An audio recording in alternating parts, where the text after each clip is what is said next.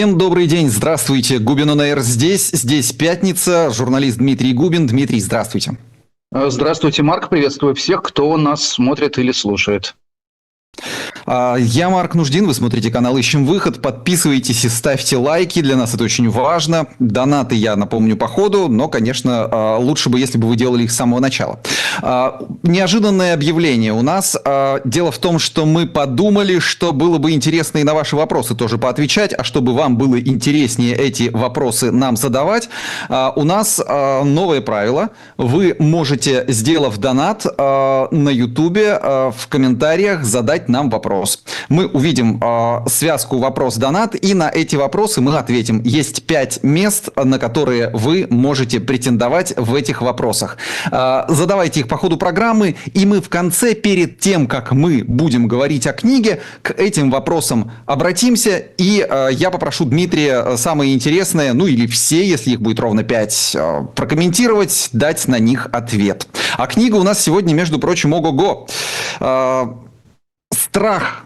Трамп в Белом доме». Боб Вудвард. Кстати, между прочим, это имя может быть знакомо просто вот из общей эрудиции, что называется, тем людям, кто более-менее в курсе, что происходит в американской политике.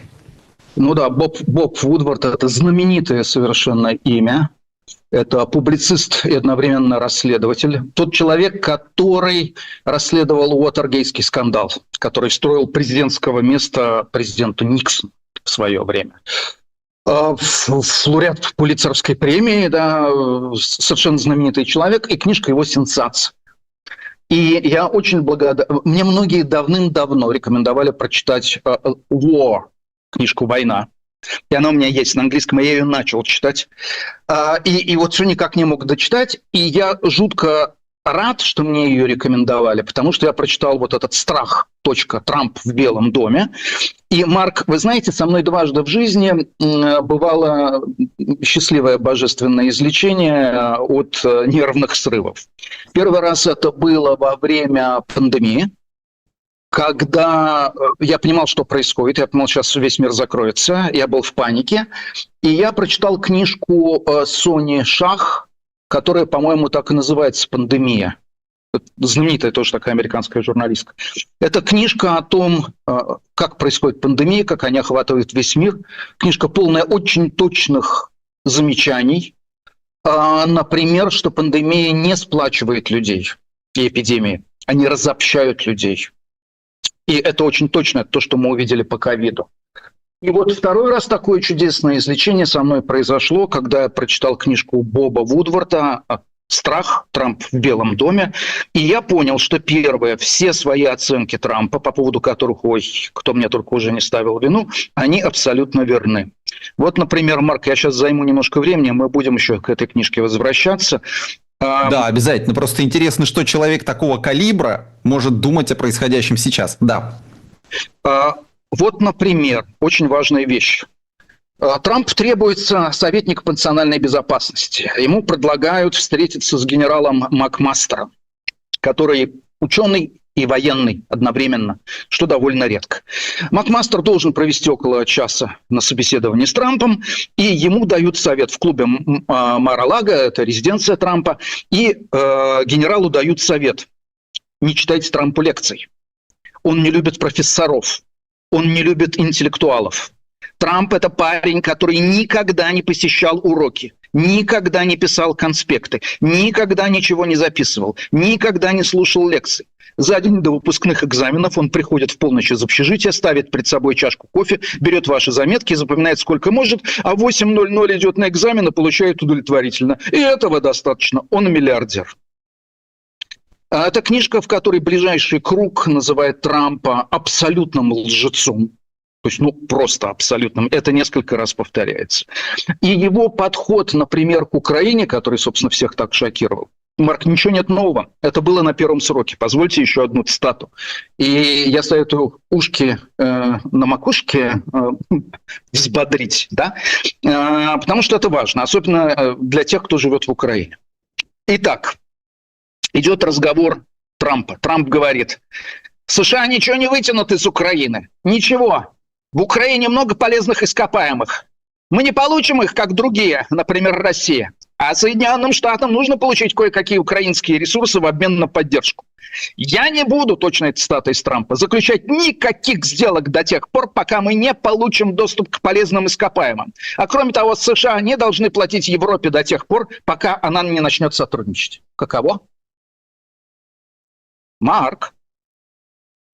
Да, такое ощущение, что те люди, которые голосовали за Трампа в этот раз, голосовали, видимо, именно за это. Марк, я соврал. Я соврал. Речь идет не об Украине, а об Афганистане. Не о России, а о Китае.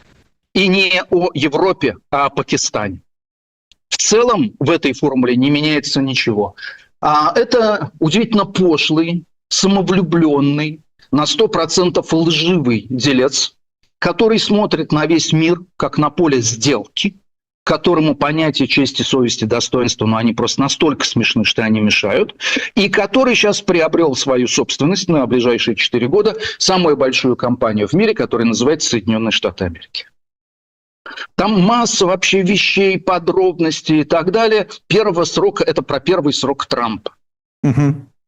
И эта книжка отложим до конца программы объяснение, почему вы ее меня нужно обманете, прочитать. Марк. Как всегда, в конце никогда ничего не откладывайте на потом. Если вы приходите в магазин, и какая-то вещь нравится, нужно покупать сразу же. Потом не будет либо вашего размера, либо этой вещи. Либо вас... Это такое ощущение, что вы продолжаете Трампа цитировать. Ну, кстати, думаю, вот эту бы идею он одобрил. Но он же в сделке, у него хавка и чуйка, как у Полонского, выведенного в одном из романов Быкова. Хавка и чуйка. А вот это, что мне тут написали, объясняет, говно убери. Он же вообще никогда не читает доклад. Один из приемов борьбы с Трампом, то есть Трамп говорит, мы разрываем это торговое соглашение. Все, подготовить документы на почту. Говорит, мы не можем разорвать. Там прописано правило. Мы должны за 180 дней предупредить. Мы должны там сделать то-то, то-то и то-то. Прописано. Он говорит, мне плевать, я подписываю сейчас. Все, вот это сейчас подпишу. Помощник берет и убирает листок со стола. Что происходит, Марк, как вы считаете? Мне кажется, помощник будет уволен в тот же момент. Нет? Трамп просто забывает. Да ему наплевать, у него нет списка дел. Он просто забывает это все. И это происходит не раз и не два. Вот что такое Трамп. Самовлюбленный, невероятно пошлый, невероятно бесстыжий, невероятно лживый бизнесмен-деляга во главе Америки. Помните книжка Курила, о которой мы говорили, «Америка и все остальные»? И там одна из формул Америки – мы страна не воюющая, мы страна торгующая. Трамп ее изменил: мы страна не воюющая, не торгующая, мы страна торгашеская. Потому что в торговле есть честность, в торговле есть правила, в торговле есть торговая совесть. В торгашестве ничего этого абсолютно нет. Встает очень большой вопрос, а как он пришел? Ну, он, кроме того, он социопат, в нем отсутствует чувство. Все. Давайте до конца программы мы можем оставить какой-то хвостик по поводу этой книги. Да, Боб Вудвард «Страх. Трамп в Белом доме». Книжка, которая меня дико успокоила, поскольку объяснила, что происходит. Огромное спасибо Гюльнаре за донат.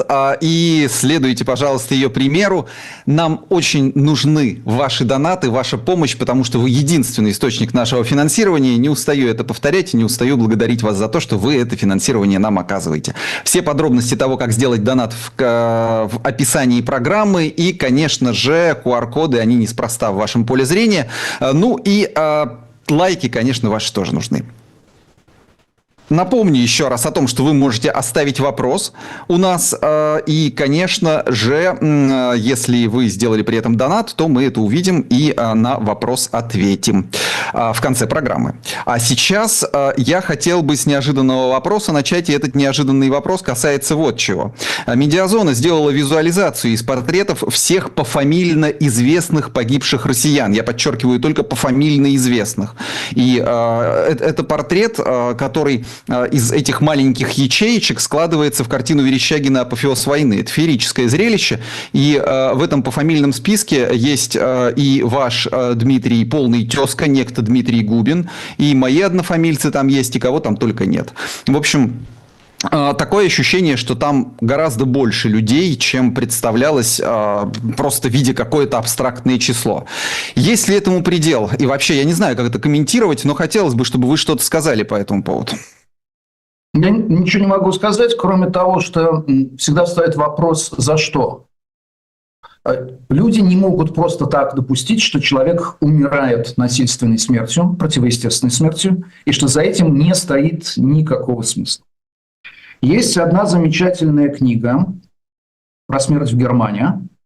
Я, конечно, сейчас забыл ее название автора, но я обещаю, что я напомню, где, в общем, исследуется культура смерти с времен, там, по-моему, Первой мировой войны, далее Веймарской республики, дальше гитлеровского времени, Второй мировой войны и послевоенного времени. И вот этот вопрос, за что они погибли, за что они отдали жизни, он очень важен. Поэтому за апофеозом войны Верещагина всегда стоит вопрос «за что?». Потому что люди не готовы сказать ни за что. Даже если там эти 95 тысяч или 150 тысяч российских солдат и там, я не знаю сколько, 60-70 тысяч украинских солдат погибли. Украинцы понятно за что. А русские за что? За Путина, ушибленного Шевкуновым и Патрушевым, за этого свихнувшегося старика, одержимого маниакальными идеями. Но на самом деле смысл есть. Вот я единственное могу сказать тем, кто слушает, у кого погибли или пострадали на войне, даже у меня один родственник пострадал. Смысл в том, что вот есть самый простой смысл, что больше такое не должно повторяться. В вопросе, который у нас сейчас происходит во время трансляции на YouTube-страничке, 26% опрошенных говорят, что в прямом окружении у них есть погибшие люди. То есть каждый четвертый. Похоже, потому что это даже не Афган. У меня нет там знакомых погибших на Афгане, но мой одноклассник Саша Сидоров, который воевал в Афганистане, он вернулся больным человеком психически, то есть у него был натуральный посттравматический стрессовый синдром. Он покончил с собой, он повесился. Давайте перейдем к Блицу. Это серия ответов на вопросы по 1,5 минуты примерно. Я буду ставить часы, и у меня первый вопрос, он, знаете, вне всяких очередей получился, потому что просто слишком поздно пришла новость для того, чтобы о ней предупреждать. Прокуратура попросила заочно приговорить основателя ГУЛАГу.нет Владимира Осечкина к 11 годам колонии по делу о фейках об армии. Сам Осечкин давно живет во Франции, но хотелось бы понять, Дмитрий, вот что это за человек вообще? Ваша характеристика, потому что уж очень много противоречивого всего сказано на его счет. Это вопрос, я не знаю, Коля Романова, это не ко мне, я с ним не знаком. Я знаю те обвинения, которые выдвигались против него. Я знаю его позицию, которая казалась довольно долгое время абсолютно безупречной. Мне нечего сказать, Марк, потому что я привык, если я выношу суждение, то на основании каких-то фактов. Вот я не из тех людей, которым все ясно с пандемией, которым все ясно с Трампом, которым все ясно с войной, и которые тут же высказывают свое мнение в Твиттере. Мне нечего сказать. Кстати, книга, о которой я говорил, это Моника Блэк. Книжка называется «Смерть в Берлине. От Веймарской республики до разделенной Германии». Блестящая совершенно книга Моника Блэк «Смерть в Берлине», где мы узнаем там те могилы, которые, помните, были в Украине прямо у подъездов в Мариуполе. Рыли. Да, это временные могилы. Они назывались, по-моему, Notgraben по-немецки, то есть not чрезвычайный.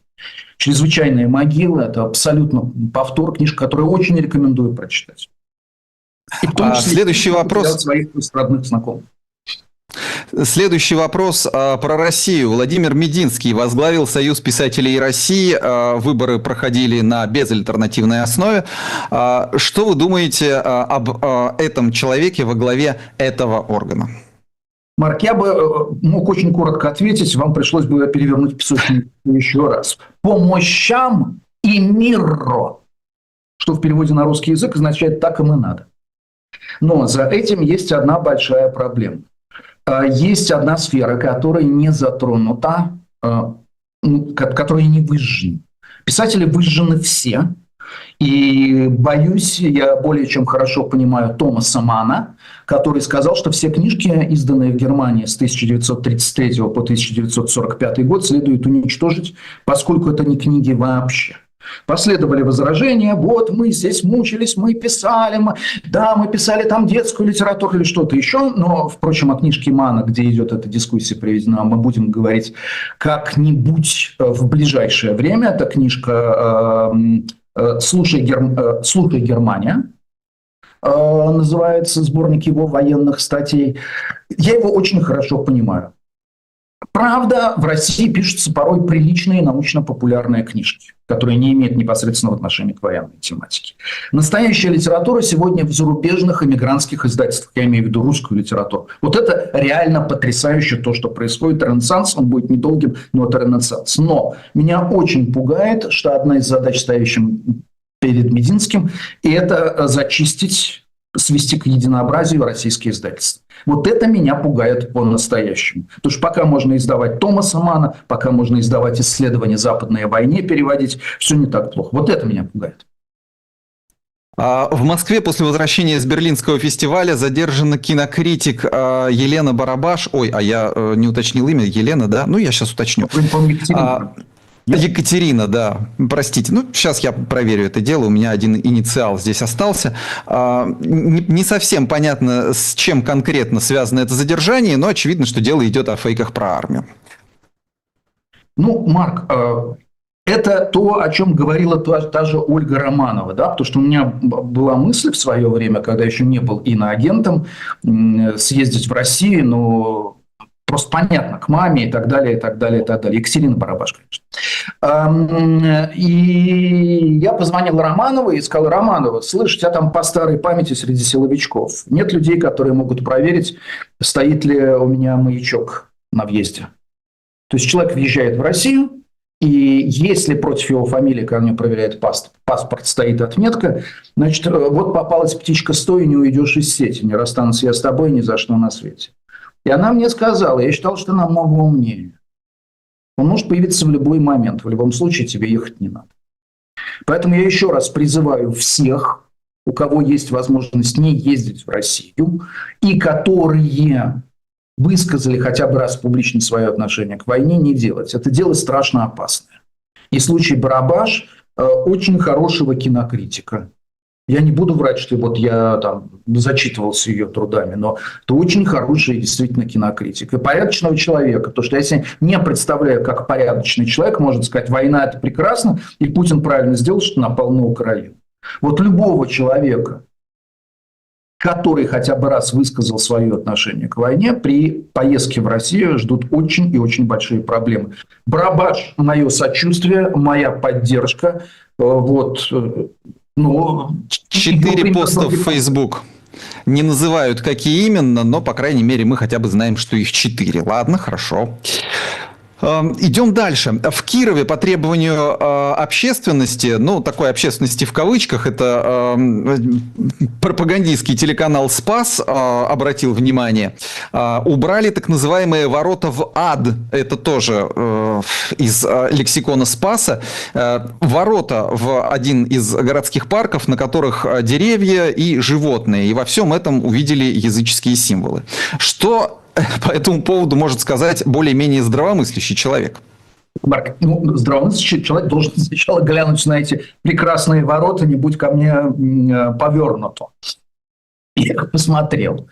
Значит, такая замечательная ковка местных умельцев с медведями, с деревом. Такая ковка, не просто ковка, она не в плоскости, она, то есть то, что называется в скульптуре горельеф. Да? Она выступающая, центральная круглая часть поворачивается и так далее. Но это такая тема Берендеевка в ковке. Вот что может сказать человек любой на эту тему? Я не обсуждаю достоинства или недостатки, но детям это должно страшно совершенно нравиться. Если это ведет в парк, ну вот ты ждешь там какой-то Берендеевки. Берендеевка, напомню, в советское время была редкая такая штука, такая была искусственная деревенька, то, чего много на Западе, чего не было там в Советском Союзе вообще, если я не ошибаюсь, в Костромской области. И когда мы ездили на машине, родители меня туда завозили, я был в совершеннейшем восторге. Вот это вот поставить избушку на курьих ножках, сделать такие ворота с дерева с медведями. А дальше появляется православный идиот, который начитался Тихона Шевкунова, его знаменитая книга, которая называется «Чудеса в решете», но почему-то издательство поставило название «Не святые святые». И поскольку все идеи Тихона Шевкунова в этой книге сводятся к тому, что ангелы реально существуют, и вот реально существуют демоны, они начинают видеть все то, что описывает Шевкунов. Почему чудеса в решете? Потому что это православие, низведенное до уровня двоечника Перестукина. Вот и все. Это христианство, сведенное до уровня двоечника Перестукина. А христианство, сведенное до уровня двоечника Перестукина или Шевкунова, это вот христианство, где есть демоны, где есть язычество, с этим нужно бороться, и они начинают с этим бороться. К величайшему моему сожалению. Я рад живьем брать демонов! И ворота в ад закрыть. Идиоты. Что я могу сказать? Я переверну сейчас часы и продолжим разговор про Тихона Шевкунова, только уже с совершенно другой точки зрения, совершенно житейской. Спецслужбы российские отчитались, что предотвратили покушение на Тихона Шевкунова, ну, давайте вот сначала про покушение. Вы верите в то, что подобное покушение действительно было? Это вот реально прям кто-то на него покушался?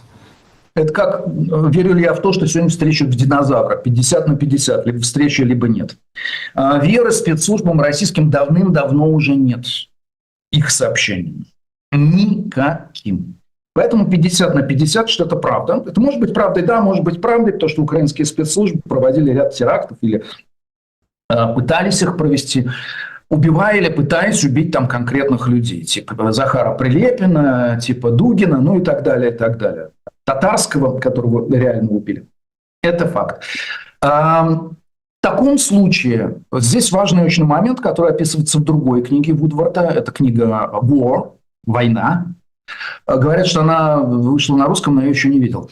Где Шевкунов неутвердительно, но предположительно входит в число людей, которые принимали решение о войне. Вообще нужно понимать, что война – это, конечно, никакой не проект русских имперских рабов, это личный проект Путина. Лавров, например, понятия не имел, что начнется война. Он там болтал, но его отстранили от принятия решений. Не имел Нарышкин, глава службы внешней разведки, об этом представления.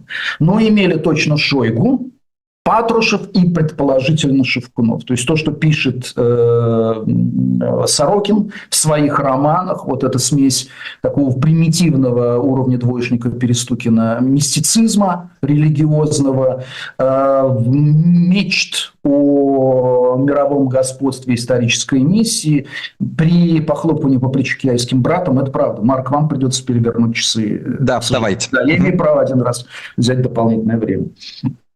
Вот. Тогда... Ой, подождите, у меня тогда уточнение. Я сейчас на стоп поставлю для того, чтобы вам еще подкинуть мысли. Вы не можете остановить мгновение, пусть даже оно и прекрасно. Ну, я попытаюсь. Я его приторможу, не остановлю. Дело в том, что среди подозреваемых помощник митрополита Денис Попович. И получается, что из ближайшего окружения пригрел змею у нас предстоятель, да? Марк, это второй ответ на вопрос. Значит, говорю, первый вариант... Что-то покушение. Это убийство человека, который развязал войну. Я говорю, предположительно. Но Вудвард приводит данные американской разведки, которая имеет своего крота в ближайшем окружении Путина. Американцы абсолютно точно знали, как будет начата война, на каких направлениях. И у Вудварда несколько раз повторяется, что американцы много раз имели информацию намного больше, чем, например, тот же Нарышкин. И намного больше, чем Лавров. То есть самые высокопоставленные российские чиновники. Они имели полнейшую информацию о том, что собирается делать Путин. Тогда это месть, это убийство человека, который обосновал, видимо, в религиозно-мистическом смысле эту войну. Повторяю, за это 50% за этого динозавра. Если же это все сфальсифицировано, то вам, конечно, следует, чтобы добиться какого-то более-менее внятного комментария, звонить отцу Андрею Кураеву. И он вам объяснит, какова церковная иерархия и какова там идет борьба за власть. А картинки канала Discovery, когда разом вцепляются друг в друга лев, крокодил и питон, это ничто по сравнению с тем, какая борьба идет в Русской Православной Церкви. И тогда это устранение, Попович, это просто устранение конкурентов в карьерной борьбе, используя для этого знакомых в ФСБ. Вот какой динозавр вам больше нравится, выбирайте, пожалуйста, сами. Я бы все-таки, конечно, дождался того, что скажет Кураев. По поводу других схваток, по поводу грядущего антивоенного митинга 1 марта, не других, тоже уже разгорелся скандал относительно присутствия РДК и появившегося и удаленного сообщения о том, что там РДК, ну или хорошо, давайте Русский скажем добровольческий корпус. Да, глава, возможно применение силы там, вот вокруг этого. Там большие дебаты. В русском, да, значит, 1 марта, то бишь завтра, в Берлине в 13 или в 13:30, ну, это легко уточнить, на Потсдамер-плац собирается митинг, который анонсировал, из известных людей Илья Яшин. Например. Там будет 10 колонн, в том числе одна колонна собиралась идти под российским триколором. Вот. Я буду, видимо, 5-й колонной, но мне ничего другого не остается. Но кто хочет завтра увидеться со мной на Потсдамер-плац, он сможет сделать. И одна из этих колонн, она собиралась идти под российскими триколорами, объясняя, мотивируя это тем, что Путин – это дерьмо, которое будет слито в унитаз, вот, а задница останется. Пусть не обижается, но кажется, сейчас на меня обидятся абсолютно все. Вот. Но попробуйте что-нибудь против этого возразить. И поэтому, так сказать, триколор – это просто Россия. Прекрасная Россия будущего, реальная Россия, страдающая и так далее, и так далее. И тогда появился вот этот человек из Русского добровольческого корпуса, он реально в нем воюет. Человек, который попадался на фашизм в Германии, который был лишен вида на жительство. Я сейчас, кстати, не помню, он из русских немцев или из советских немцев или из советских евреев. Вот, евреи-нацисты – это вполне нормальное явление. Почитайте того же Вудворта. То есть вполне возможное явление. И вот он сказал, что будет бить морду. Все, завершаю. Значит, как к этому относиться? К этому нужно относиться так, как относится Алекс Юсупов, политолог из фонда Эберта, социал-демократ. Он написал тут же, мгновенно, в полицай-президиум города Берлин. Потому что это Германия, ребята, это Европа. Здесь, когда вам угрожают, вы пишете заявление в полицию. Я с Алексом Юсуповым согласен на 100%. Я уточнил время. Сбор участников в 13 часов. 13. Значит, мы в 13 встретимся на Потсдамер-плац. И последнее. В рамках Блица «Европейская правда» пишет о том, что родственники погибших при крушении рейса MH17, это тот самый Боинг, сбитый над Донбассом, обратились к Трампу с требованием привязать мирное соглашение к признанию Москвой ответственности за произошедшее. Знаете, я даже вопрос не буду формулировать. Трамп будет смотреть, что ему с этого будет. Я же говорю, это деляга. Это деляга, лишенная чести, стыда, совести, представления вообще там о каких-то христианских идеях. Ему это все абсолютно смешно. Поэтому, если это ничего не сулит, не приносит его компании под названием Соединенные Штаты Америки, он просто про это забудет. Только и всего. Но я думаю, что эстетически верно это обращение было бы объединить с награждением Рамзаном Кадыровым 2 выживших бортпроводниц того самого рейса, который был сбит, судя по всему, российскими зенитно-ракетными комплексами в небе над Грозным. Вот. И тогда Гиркин, например, сидя в тюрьме, мог бы наградить всех родственников погибших рейса, сбитых Гиркиным, тоже каким-нибудь орденом почета Донецкой, Луганской, Новороссии. Вот это было бы эстетически тогда завершено. Абсолютно. У нас, кстати, в чате предлагают до 1100 лайков довести. Давайте 1100 лайков, посмотрим, удастся нам это или нет. Но мне лично больше нравится цифра 300. Давайте не будем в трамповщину ударяться, останемся реалистами. Ну и, конечно же, еще донаты. Это прям святое. Это то, за что мы вам всегда неизменно благодарны. Пойдем дальше. Значит, у нас основная часть поделена на два больших блока. Первый из них, они оба касаются образа будущего, который нам рисует настоящее. Мы попробуем заглянуть за горизонт, как это мы делаем часто в наших программах. И первое касается как раз Дональда Трампа, потому что очень много новостей исходит именно от него последнее время. Здесь просто очень много всего. И все это объединяется под большим таким вопросом. Возможно ли диктатура в самой свободной стране мира, вот как она сейчас называется, исходя из того, что есть? Как вы считаете, это реальный вариант в ближайшие 4 года, которые могут стать, я не знаю, там последним, может, сроком последнего президента, а дальше у нас император будет или что-то в этом роде? Ну, Марк, смотрите, я в прошлый раз об этом говорил, что вот если судить по Илону Маску, а как человек больной, он вываливает в Твиттер все то, что он думает, сейчас идет борьба по нескольким направлениям. Первая – борьба с классическими средствами массовой информации, включая Wall Street Journal, New York Times, то есть самые уважаемые издания, где проверяется информация, где дорожат свои репутации и так далее. Значит, по идее Маска это все, и Трампа, видимо, это все должно быть отменено и заменено социальными сетями. Трамп говорит просто, это опять в книжке Вудварда, Трамп «Страх в Белом доме» приводится, что это просто мой рупор.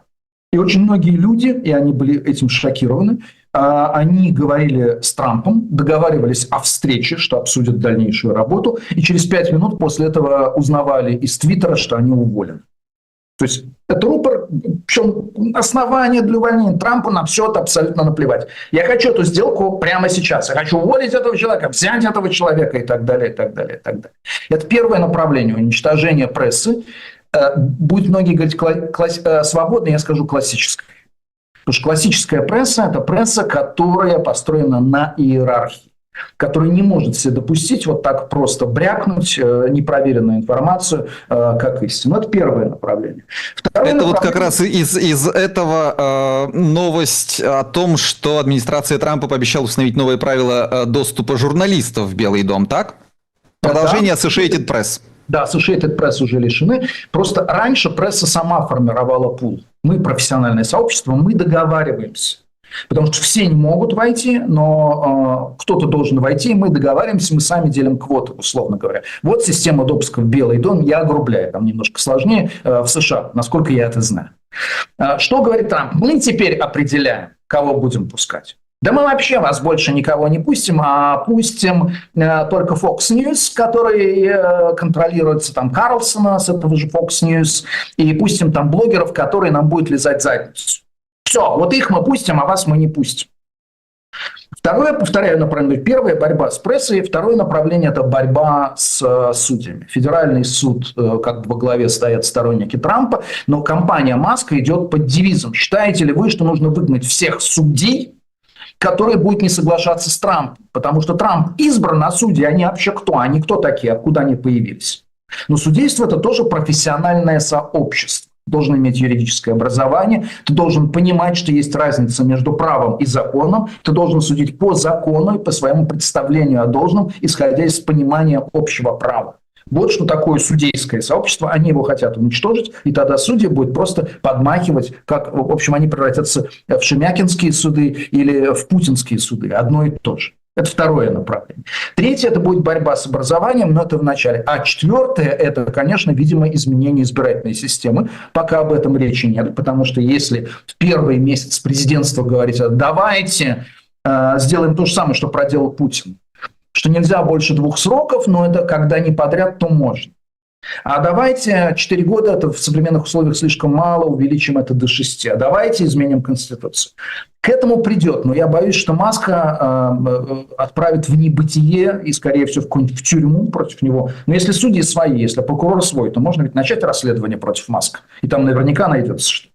Я думаю, что Трамп его отправит в небытие, он просто надоест ему. Ну, слишком нам достал. Маск быстро устает от навязчивых людей, и плюс у него есть такое очень важное определение, я сейчас просто прочитаю. Трамп устает от навязчивых людей, это вы как раз про Трампа сейчас. Трамп, да. Значит, как у него строятся отношения. В отношениях Трампа действует общее правило. Это я опять же цитирую Боба Вудварда «Страх, Трамп в Белом доме». Чем ближе вы к нему находитесь, тем меньше он вас ценит. Попадая во внутренний круг, вы получаете 100 очков. Больше получить уже невозможно. И после этого вы начинаете терять в цене. Там речь идет об одном из ближайших помощников. Он начинал со 100 очков, и приблизившись к президенту в должности главы аппарата, речь идет о Келли, стремительно их терял. Такова была неминуемая плата. Трамп не меняющийся человек, поэтому шансы Маска удержаться до конца срока Трампа вот в качестве такого второго рта, только куда более глупого и орущего, и технологичного, и богатого, второго рта Трампа у Маска практически нет. Я оцениваю его шансы очень и очень низко. Но идеи от этого не перестанут быть идеями. Может ли это привести к диктатуре? Но мы видим, что первый срок Трампа кончился фиаско Трампа, падением его популярности. Ни одна из его идей, включая санкционные войны, то есть все идеи, которые Трамп заявил сейчас, кроме Гренландии, Канады там, и так далее, они были во время первого срока, но ему не удалось их тогда провести ни одну, потому что было огромное сопротивление. И все-таки, чтобы превратиться в диктатуру, нужно иметь в своей исторической ДНК ген рабства. Ген диктатора. Вот, нам тут в чате пишут, откуда в США диктатура, там нарезное оружие у народа, некто под ником Никитина Меркурий. Да. Поэтому, выбирая между двумя вариантами крайними, диктатура, уничтожение всех свобод и персоналистская диктатура вот этого ржущего Трампа и гражданская война, я скажу, что оба маловероятны, но второй более вероятен, чем первый. Ну, интересно. Ответил. Да, а гражданская война кого с кем? Между штатами, между низами, верхами, как вы видите?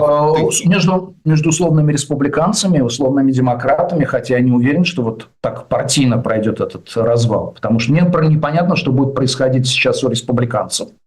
Потому что я впервые вижу такое количество, это, разумеется, там скорее на стороне демократов, но это абсолютно не важно, они граждане Америки. Но мы впервые видим такое количество публично самоунижающих себя мужчин. Вот это утверждение на одной из высших должностей, я сейчас не помню, в Палате представителей, да, когда журналистка задает вопрос, скажите, пожалуйста, Путин напал на Украину? И сейчас, извините, член изо рта Трампа выну, и нет, не могу вынуть. Понимаете, там идут переговоры. Ответьте, пожалуйста, Путин напал на Украину? Россия, агрессор? Не могу, еще нужно вот тут немножко языком. Там идут... Это что такое? Это что за позорник? Это что за ничтожество?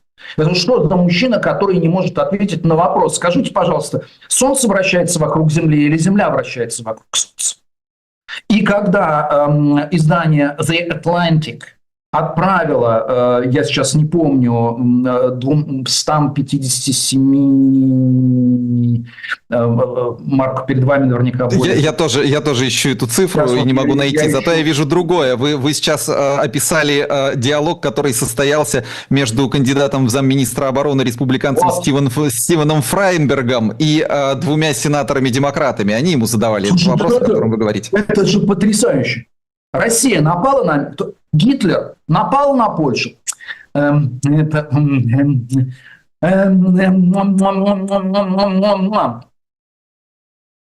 suck. Это все, что я могу сказать. Или, как в таких случаях говаривали в свободной британской прессе, как зовут этого кандидата в замминистра обороны? Его зовут Стивен Файнберг. Стивен Файнберг. Sucks. Trump's cock with no gag reflex. Вот точная цитата по поводу, правда, Бекхэма, которого мы приводили, что он делает по отношению к рекламным кампаниям в журнале, по-моему, GQ в британском издании. 271 человек, 271 сенатор и конгрессмен от республиканской партии стали адресатами письма. Да, им послали письмо, то есть 271 человек.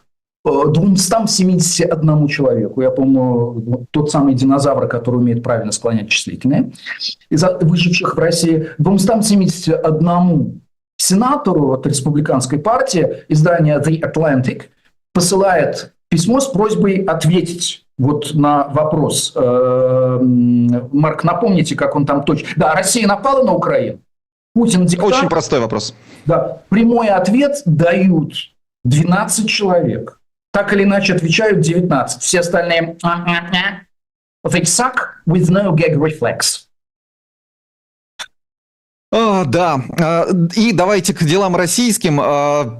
Первое российское дело для нашей аудитории – это лайки. Пожалуйста, у нас, я смотрю, 300 мы добились. Теперь давайте поставим новую планку в 500 лайков. И я напомню о том, что автор доната и автор вопроса, если это один и тот же человек, сможет получить на него ответ в конце нашей программы.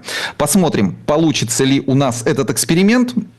Ну и вторая часть нашей попытки заглянуть за горизонты образа будущего, она касается России.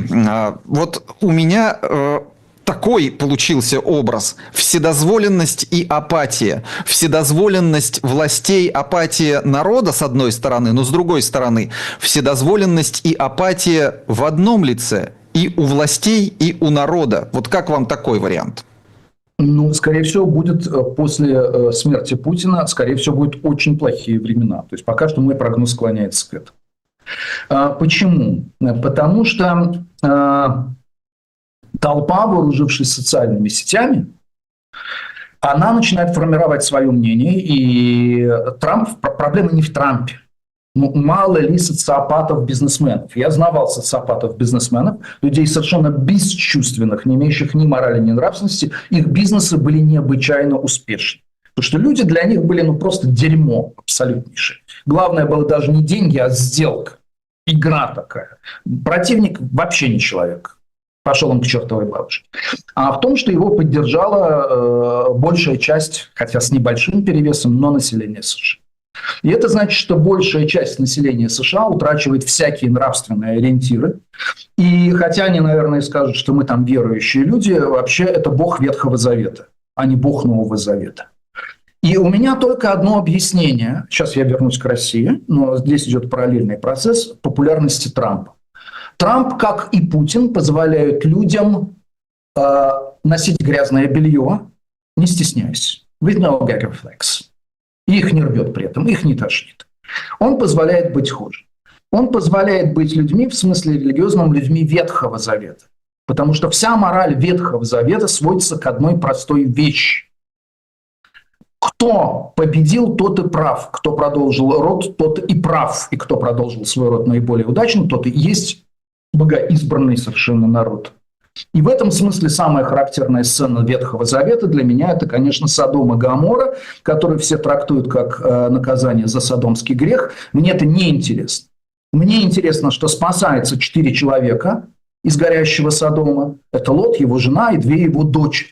И жена, которая испытывает сострадание, понимая, что прежняя жизнь невозможна, и что она больше не сможет жить, и она, по крайней мере, не сможет больше рожать от этого человека, она оборачивается на Содом и превращается в соляной столб. Что происходит дальше? Дальше Лот насилует или просто спит, или там по канонической библейской версии в пьяном виде спит со своими дочерями. Он занимается кровосмесительством. Но обе дочери от него беременеют и рожают здоровых мальчиков. Не просто здоровых мальчиков, которые являются родоначальниками родов. Там, по-моему, Мавитян и второй, не помню, простите, пожалуйста. Это мораль. Если ты даже изнасиловал, собственно, по пьянке собственных дочерей, но они родили здоровых детей, то все оправдано, ты победил. А те, которые сгорели, они сгорели. Хотя там были грудные младенцы, там были невинные, там были девственницы, там... Неважно. Они погибли. Кто выжил, тот и прав. Это мораль Ветхого Завета. Мораль Нового Завета, она гораздо более сложна.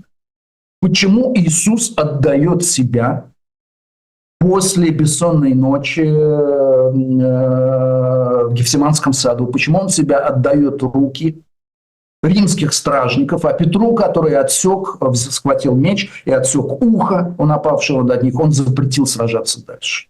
Почему он умирает на кресте? Почему на кресте рядом с ним 2 разбойника, которые вместе с ним возносятся на небо? Почему все это происходит? Это очень сложная мораль, которая заставляет работать над собой. Вообще, моральное усовершенствование, в том числе и религиозное, оно сводится к работе над собой, которая очень сложна и очень неприятна. Она состоит в том числе и в умении признавать свои ошибки публично и публично приносить извинения. Слушайте, но у нас вот сейчас как раз, опять же, возвращаясь к России, у нас сейчас получается общество, которое публично и демонстративно отказалось от работы над собой, предпочитая этому работу над окружающими. То есть, если мы говорим об обществе России в целом, мы будем исправлять Украину, мы будем учить Казахстан, мы вот этим всем будем заниматься. Оно жизнеспособно вообще? Спросите Лота. Да, конечно. Конечно. Сколько народов? Главное, чтобы продолжалась жизнь. Главное, чтобы эту жизнь продолжали наши. Повторяю, это там единственная мораль, которая существует у Путина. И я не могу сказать, что это не мораль. Но это мораль Ветхого Завета. А Новый Завет, и, кстати, это прекрасное слово «Ветхий Завет», потому что по-английски это будет Old Testament, да, Old – это просто старый, как Old Spice. То же самое. Там нет негативной коннотации. В русском слове «ветхий» – это значит прорвавшийся, рассыпавшийся в труху и так далее. Он интересен как документ, который объясняет, что произошло, но он интересен примерно как одноклеточный по отношению к эукариотам. Хотя, наверное, биологи сейчас какую-нибудь глупость ляпнула, меня на ней поймают, но, в общем, идея понятна. Что Ветхий Завет – это как одноклеточное по отношению к высшим организмам. Слушайте, Дмитрий, а тут я параллельно смотрю чат, и пользователь, которого зовут Алексей Уваров, он интересную тут мысль приводит. Может быть, в зашифрованном виде я ее неправильно расшифровал, но если что, поправьте меня там. Лайки, ставьте лайки, молодцы. И у нас, я смотрю еще на время параллельно одним глазом, не случилось у нас сегодня блица с 5 вопросами, но, тем не менее, огромное спасибо Ольге Николаевне и Наталье. Огромное спасибо вам за пожертвования, за ваши донаты. Следуйте, пожалуйста, их примеру, даже если вы не хотите задать конкретный вопрос. Да, нет, у нас нет вопросов, сопровождаемых донатами, но очень много реплик.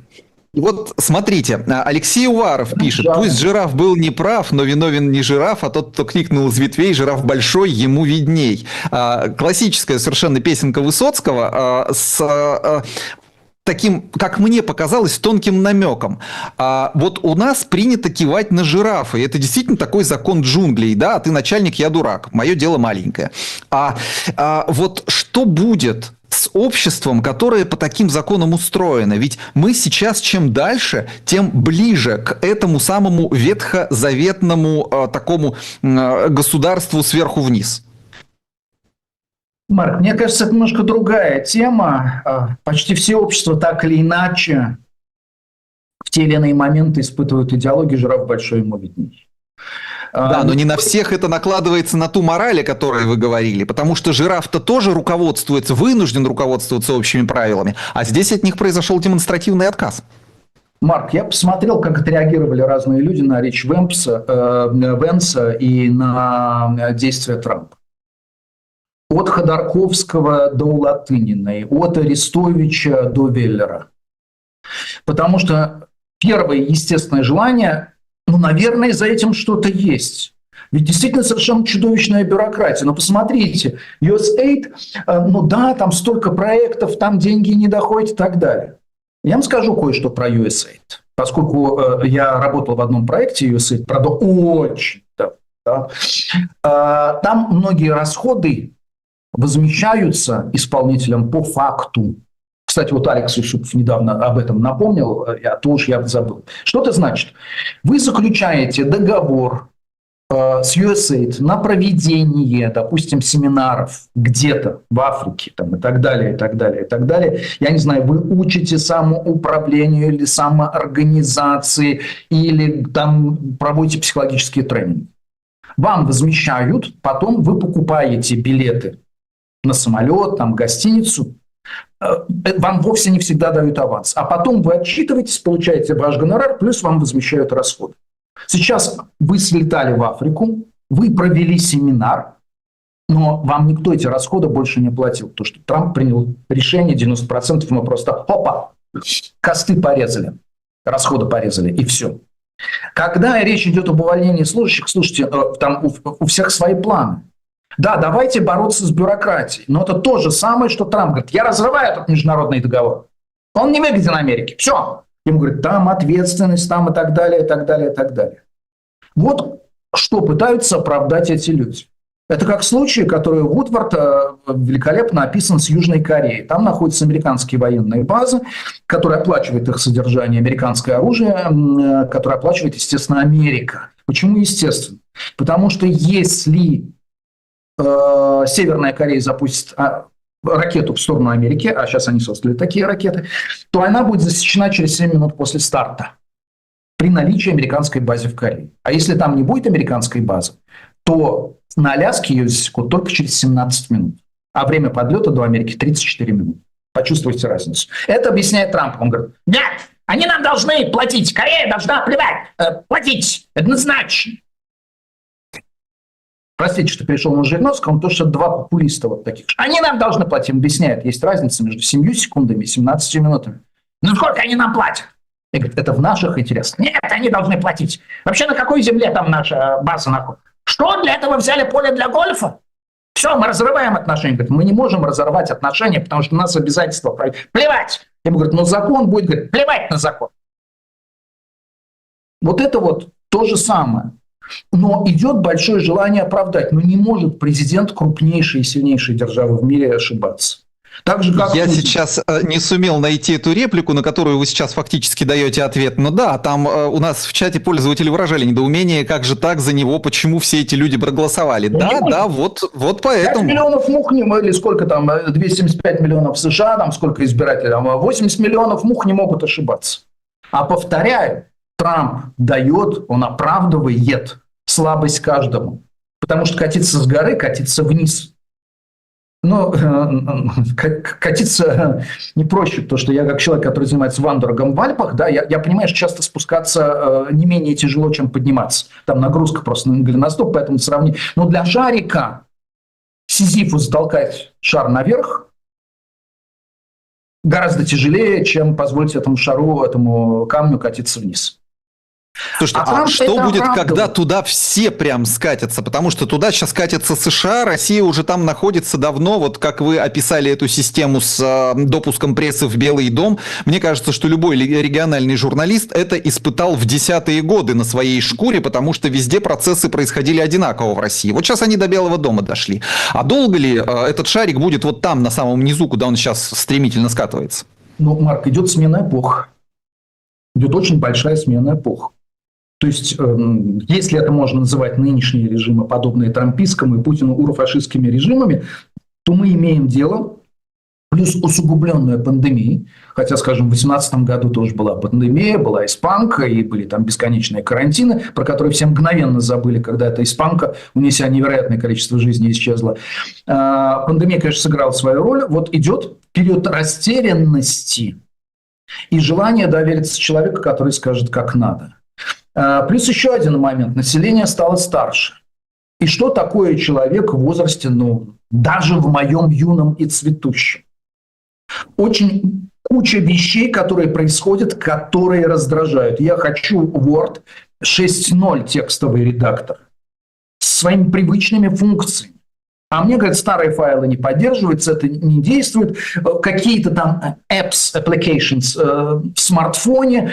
Мне говорят, что чат GPT, я не понимаю, что такое. Мне говорят, что это криптовалюта. Остановите самолет, я слезу.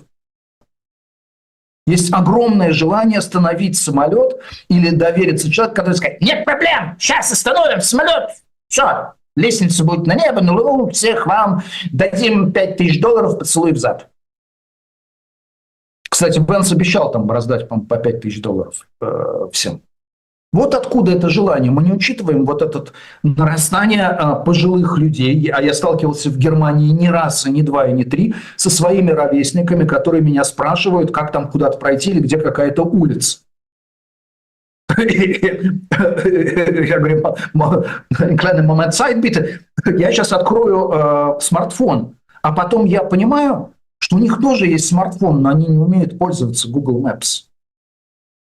И я понимаю, что это раздражает. Я видел первый раз, по-моему, в Лутоне или в Стэнстеде, господи, как же это лондонский аэропорт называется, они полностью автоматизированы. Я видел пожилую пару, которая стояла растерянной.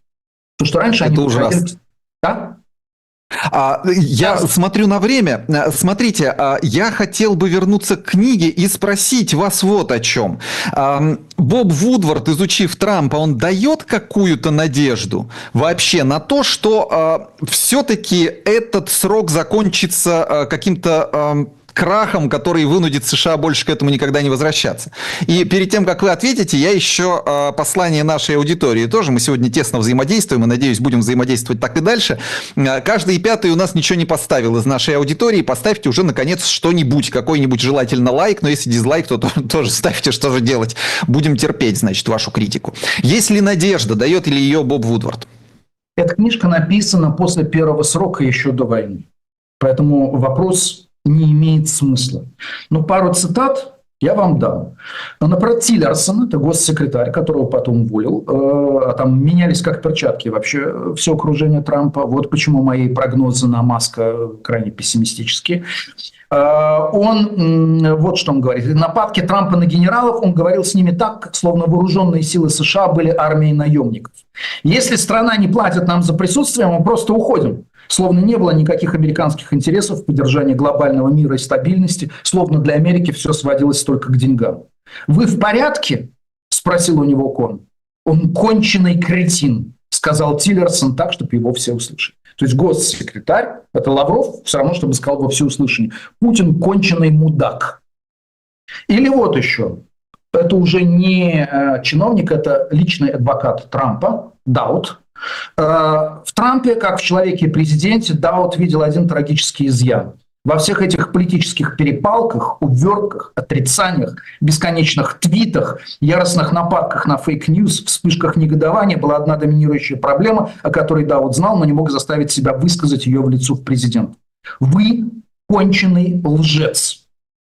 И, наконец, еще один очень важный момент, который, вот это, может быть, он ответит, Марк, на ваш вопрос. Однажды Трамп дал личный совет своему другу, цитируя Боба Вудварда, который был вынужден признаться в ненадлежащем поведении по отношению к женщинам. «Реальная власть, — сказал Трамп, — это страх. Власть построена на силе. Никогда не показывай слабость. Ты всегда должен быть сильным, не позволяя себя запугать. Выбора нет. Ты должен все отрицать, отрицать и отрицать с этими женщинами», — сказал Трамп. «Если ты признаешь хоть что-то, признаешь свою вину, тебе конец. Ты сделал большую ошибку. Ты не выжил с ружьем наперевес и не атаковал их в ответ. Ты дал слабину. Ты должен быть сильным. Ты должен быть агрессивным. Ты должен дать им жесткий отпор. Отрицай все, что тебе говорят. Никогда ничего не признавай». Вот. И потом, когда там говорил о введении тарифов во время своего первого срока, 25% пошлина на ввозимые автомобили, сказал: «Мне нужно восстановление правительства». Ему возражают, что у президента нет на это полномочий. «Хорошо, мы оспорим это в суде». «Ну, мне плевать. Давайте просто возьмем и сделаем это». Вот сейчас будет эпоха, когда плевать на стыд, совесть, я молчу, но и законы Трамп будет постараться делать просто это. Вот почему я считаю, что вариант гражданской войны, кстати, репетиция которой была, когда сторонники Трампа ворвались в Капитолий с оружием в руках и были убиты люди в результате. Вот. Гражданская война в Америке, хотя это звучит фантастикой, но все-таки более вероятно, чем становление диктатуры Трампа.